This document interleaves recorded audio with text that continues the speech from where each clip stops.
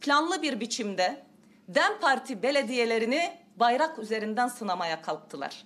Başta hükümet sözcüleri, temsilcileri olmak üzere yandaş, sarayın yandaşı olan havuz medya başta olmak üzere yazarlar, çizerler neyi yazıp çiziyorlar, neyle ilgili açıklama yapıyorlar? İşte DEM Parti bayrağı indirdi. Bu külliyen yalandır. Önceki toplantımızda eş başkanımız Sayın Tuncer Bakırhan da buna en geniş şekilde açıklık getirmiştir. Bizim sembollerle, bizim bayrakla bir sorunumuz yoktur.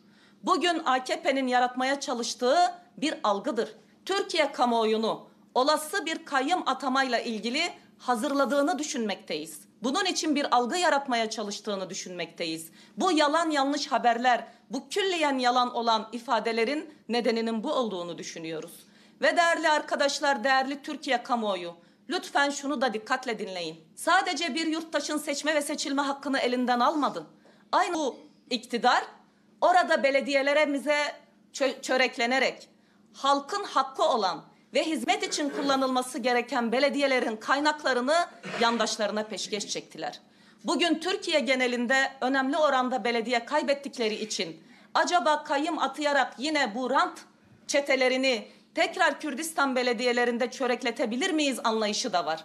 Bütün Türkiye halkları, özellikle bayrak sevenlere sesleniyorum. Bayrağını seven, kalkıp halkın hakkı olan, hizmet için ayrılmış olan parayı yandaşına peşkeş çekmez. Bunlar bayrağı kullanarak öyle bir rant alanı da yaratmak